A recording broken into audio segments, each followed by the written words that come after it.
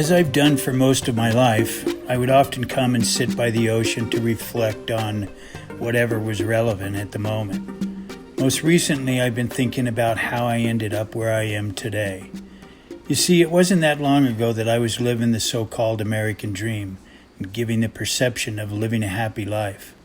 At one point, I had multiple homes, expensive cars, a well-paying job, money in the bank. You know the story. I guess for some that can be considered a beautiful life, and I suppose it is if you're able to sustain that kind of lifestyle and it's one that truly makes you happy. But it wasn't for me. The stress of trying to live up to the expectations of others, to keep up with the Joneses, so to speak, the unnecessary need to have the bigger and better next thing, whatever that was, it didn't make me happy. In the end, it was actually a very lonely place to be. On top of that, I had just come out of back-to-back investment failures. One a real estate project, the other a developmental program for young athletes. The latter caused irreparable financial consequences that in the end, it changed my life forever. Even today, I still have trouble coping with it. Not because I lost my money, but because of the others that lost theirs. After a period of time and feeling guilty and feeling sorry for myself, I began to feel a sense of liberation. Yeah, I was completely broke, but I had no responsibilities, no debt, and nobody to answer to. For the very first time in a very long time, I could do whatever I wanted to do. So I rode my bike down to the harbor, I got a cup of coffee, I stared at the boats for a while, and I contemplated my future.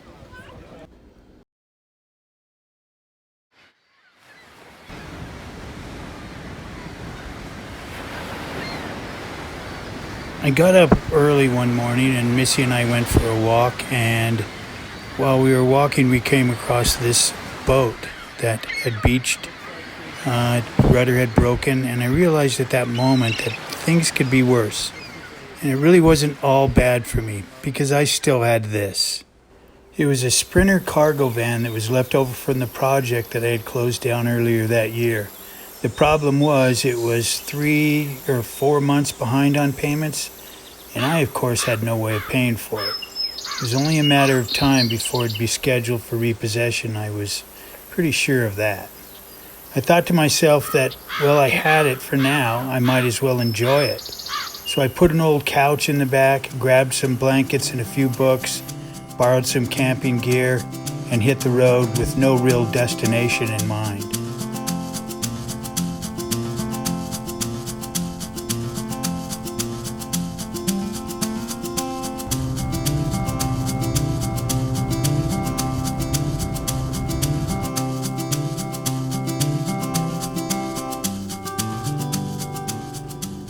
I recognized early in life that I had this kind of wandering nomad spirit in me. It's something that I fought for most of my life, but I always had trouble staying in one place for very long. When I arrived in the Valley of the Gods, it became clear after only a few days of taking it all in that this was the life for me.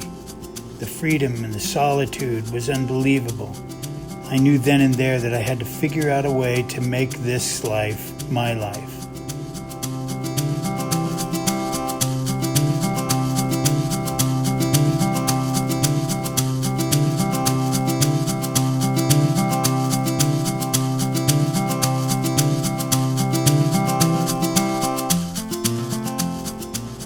On my drive home, I thought about this image that graffiti artist Banksy had painted on a wall.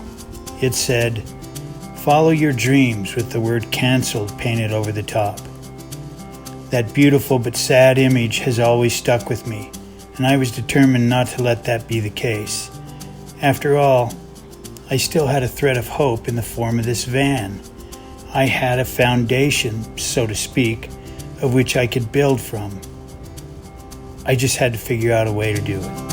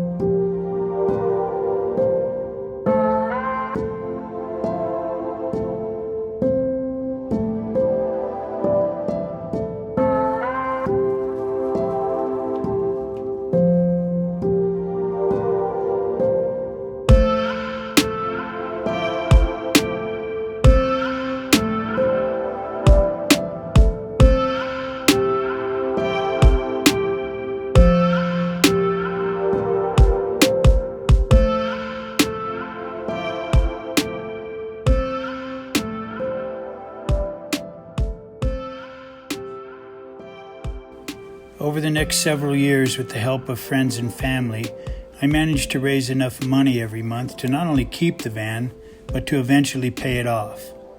It had become my home, and over time, as I continued upgrading the living area, it eventually became an extremely comfortable little self-contained rolling home. I have to admit that in the beginning it was a bit embarrassing. Well, maybe it was a lot embarrassing to admit that I lived in a van. And it was certainly a humbling experience to have lost all my money. But I accepted the losses, I learned from my failure, and I found a degree of happiness that had been missing for many years. Although it may sound crazy to some, I had fallen in love with this life and this van. I had finally come full circle, from not knowing how I would survive from day to day, to being happy and relatively content. But there was still a piece of the puzzle that was missing, and it wasn't until I made a trip down the Baja into Mexico that I finally figured out what that was.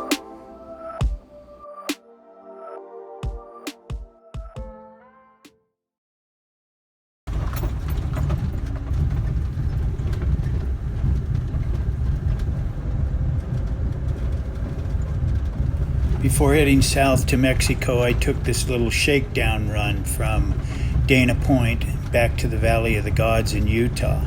This is where it all began. I figured a week or so there would be plenty of time to make sure that everything worked. Plus, it could be the last time I ever visit this place, and I wanted to make the best of it. It was hard to leave, that's for sure, but the time had come to go back home and prepare ourselves for this little adventure down the Baja.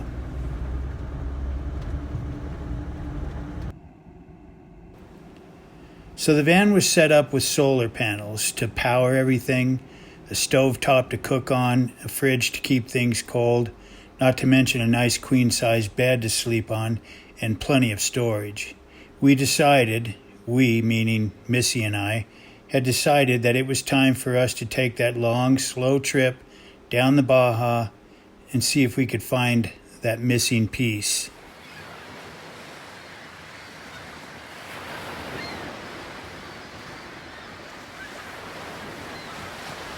So we arrived back in Dana Point just in time to watch this crazy sunset, then found a place to park and sleep for the night.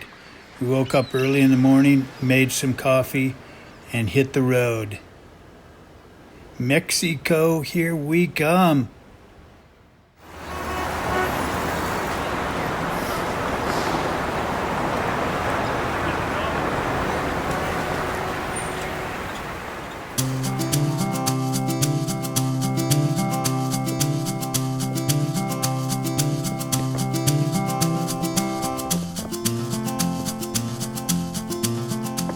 Once I got south of the border, it was pretty clear to me that I'd made the right choice. I was anxious to get down to Baja Sur. I'd never been there before, and I was really looking forward to seeing what was ahead of us.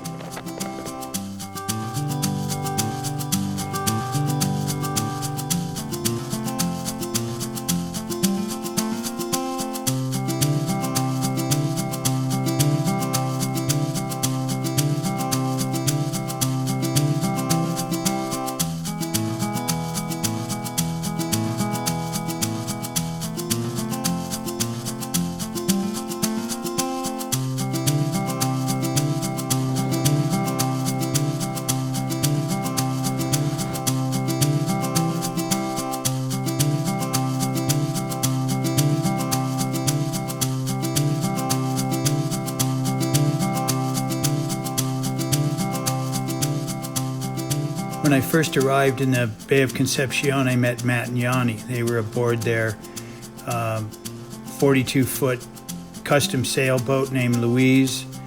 Then I met Caleb Smiley, who had been sailing the Sea of Cortez by himself for years and years. Then I met Timo and Christian. I spent some time in Todos Santos, and it was becoming, to me anyway, it was becoming pretty clear what that missing piece was.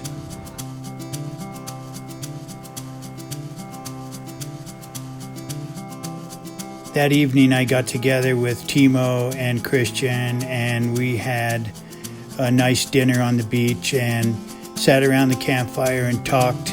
And it was during that time that I made the decision that I was going to head back to the U.S.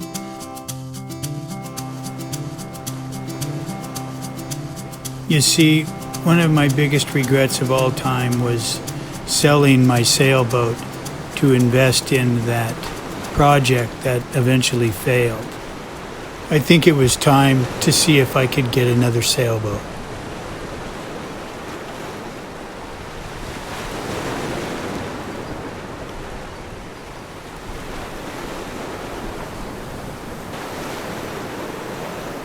At this point, I had been traversing the Baja for a little over 5 months, but now it was time to head home and see if we could find that boat.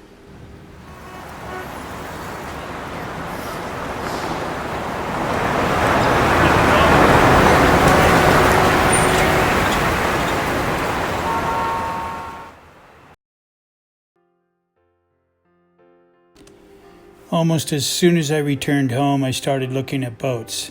The first one was this 1979 Cabo Rico 38. It was beautiful, but it was out of my league. Then I found this Choi Lee that was close by, so I was able to just drive over and look at it. The surveyor said, no way. It was nice, and I really gave it some thought, but I didn't do it. Then I found another Cabo Rico in Florida, so I flew there to check it out. It was in pretty bad shape, needed a lot of work, and the owner would not come down on the price one bit. So I moved on. Then I found this 76 Pearson 32, which was a really cool boat, but a little too small for me. But then I found this, a 1981 Mason 43, and it was so beautiful, but it was way out of my league. On the way home, I found this. It was a Mason 43 in 1983, and it needed some help. But she had no mast, no sails, no motor, no electronics. Everything had been ruined in the hurricane. But she was the right price. So I drove from California back to Texas. I took a look at her, talked to the owners, talked to the mechanic, and I said, perfect. Made an offer. Next thing I knew, she was mine. Dixie approved, so we headed home, sold the van to this great person. Then I bought this little truck. Then we drove back to Texas and moved aboard the boat, started working on it immediately. So far in the last 10 months, we've been able to repair the mast, repair the decks, haul the boat out, strip the bottom, give it a new barrier coat, new bottom job, painted the hull. We've replaced a lot of the electronics. We have a whole brand new solar system ready to go. We've removed the old diesel motor, and now we're out of money. And who knows where it's going to go from here.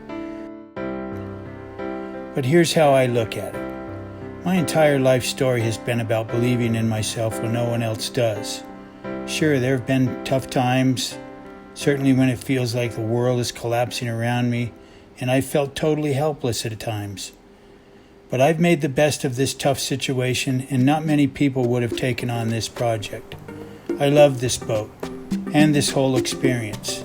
It's helped me uncover some of the things that make me happy. And after all, isn't that what this journey's all about?